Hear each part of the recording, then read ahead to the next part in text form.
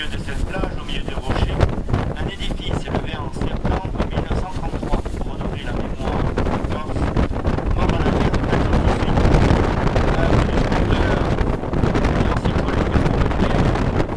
Cet édifice renferme une supérieure mesure, genre d'échantillons de terre, officiellement prélevé sur 12 champs de bataille différents de la Grande Guerre, et qui porte le nom de banc de la Terre Sacrée.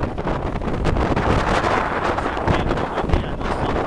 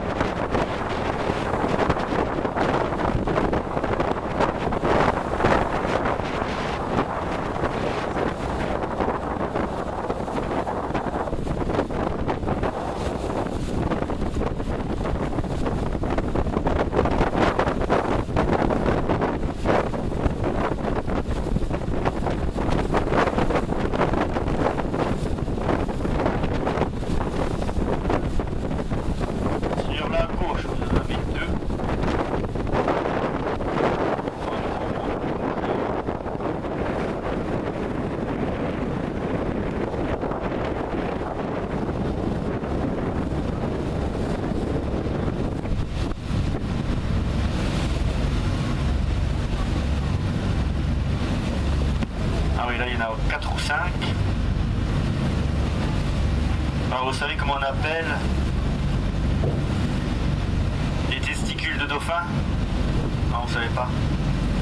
On appelle ça des boules de flipper.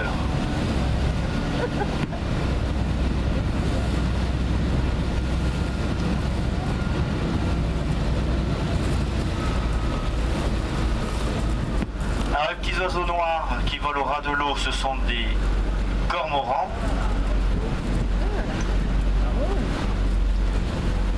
Donc là vous avez les dauphins sur l'avant du bateau.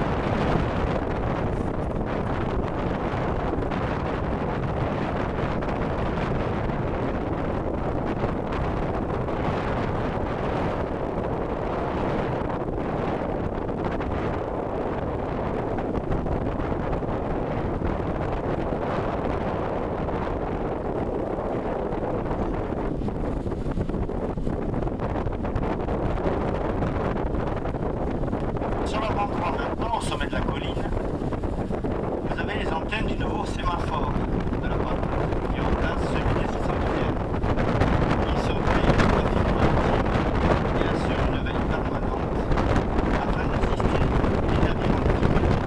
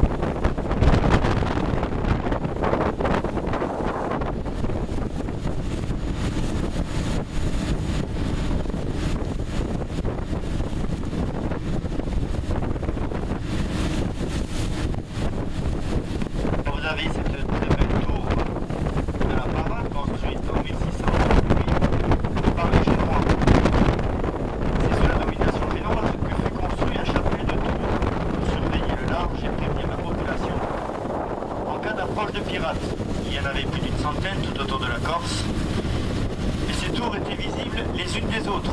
Aujourd'hui, il en reste environ 70. Alors, lorsque les gardiens apercevaient ce large, vous allez voir un grand feu au sommet de la tour. Là, vous êtes de la fumée. La tour proche, vous voyez la fumée allumée à son tour, un grand feu, et par ce biais, ça pourrait faire le tour de la Corse en quelques heures. Ça aurait été principalement des tours de guet.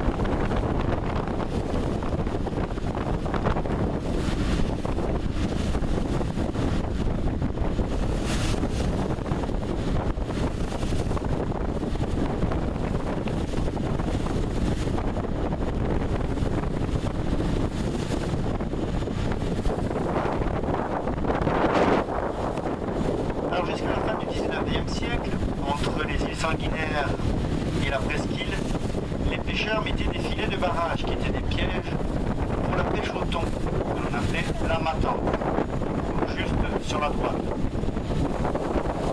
La base des Sanguinaires au milieu, il y a moins de 7 mètres.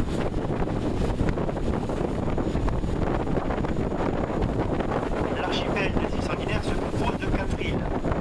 La plus grande, Isola Mitsuma, on va faire une escale tout à l'heure, signifie l'île du milieu de la mer. Vous avez Isola di Galadalga, l'anse des algues, Isoletto, l'île au Cormoran, et Isola di Poro, l'île au poireau, celle que vous avez sur la droite. Alors l'île au poireau, surnommée ainsi, pour avoir sauvé lors d'une grosse tempête, des pêcheurs y étaient venus s'y réfugier et avaient pu se maintenir en vie en se nourrissant de poireaux sauvages.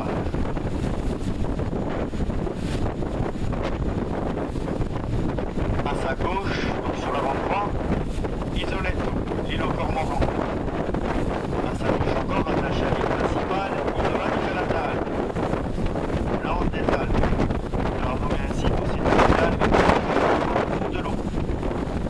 En réalité, ce ne sont pas des algues, mais une plante, appelée la Posidonie. La Posidonie vient visiter le long des côtes, entre zéro et 10 mètres de fond. L'ensemble de ces Posidonies constitue la galerie sous-marine, nommée Herbier. Et on dit que c'est l'équivalent de la fonction d'énergie symphonique. Entendez, l'oxygène qui est marin. C'est aussi un signe de bonne qualité des eaux. Et les animaux marins trouvent dans l'herbier un abri, un lieu de reproduction, ainsi qu'une source de nourriture. À votre avis, d'où vient le nom de Posidonie? C'est le nom de Poséidon, le dieu grec de la mer. Donc la Posidonie, c'est ce que vous trouvez sur les plages. C'est marron, gris, quand ça a séché, on assimile souvent ça à des algues. Et ce n'était pas une algue, mais une plante.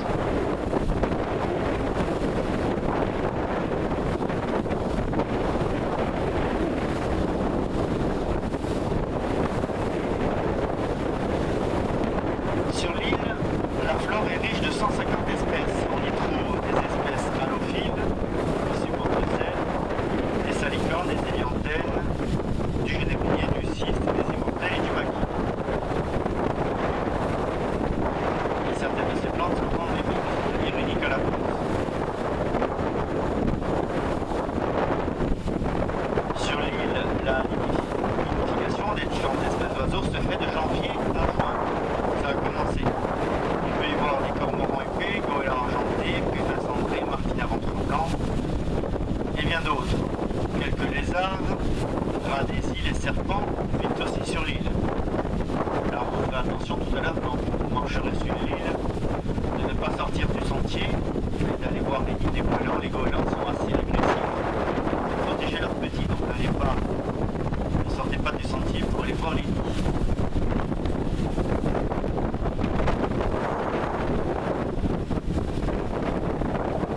Culminant à environ 100 mètres, le phare des Sanguinaires fut implanté en 1844.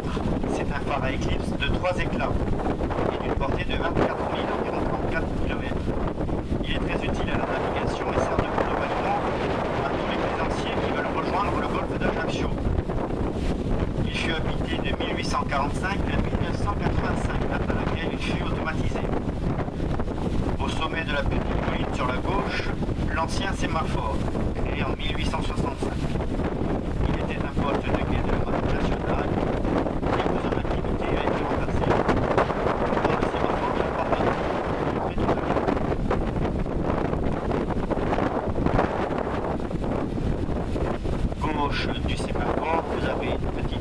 carré de style pisan datant de 1550 et qu'on appelle tour de Castellucci, qui signifie petit chapeau, petit château.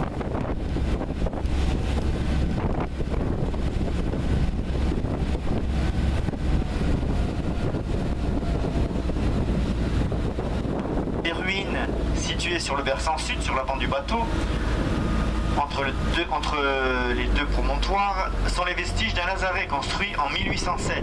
Ce lazaret servait à faciliter aux gondoles, voyez de l'époque, qui revenaient d'Afrique après la pêche au corail, de faire leur quarantaine. Et à cette époque, bien souvent, il y avait parmi les pêcheurs des cas de maladies comme la lèpre, la peste, la fièvre de Malte, le scorbut et bien d'autres.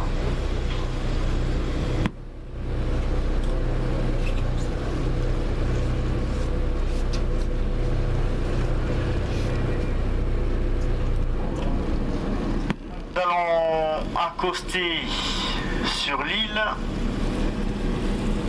Il est 15h45. On va faire le départ à 16h45. 16h45 départ, soyez là une minute ou deux avant pour l'embarquement. Donc je vous ai dit, vous avez deux chemins qui serpentent autour de l'île, un qui va jusqu'au phare et l'autre jusqu'au sémaphore. Et ne sortez pas des sentiers. Merci. Bonne promenade.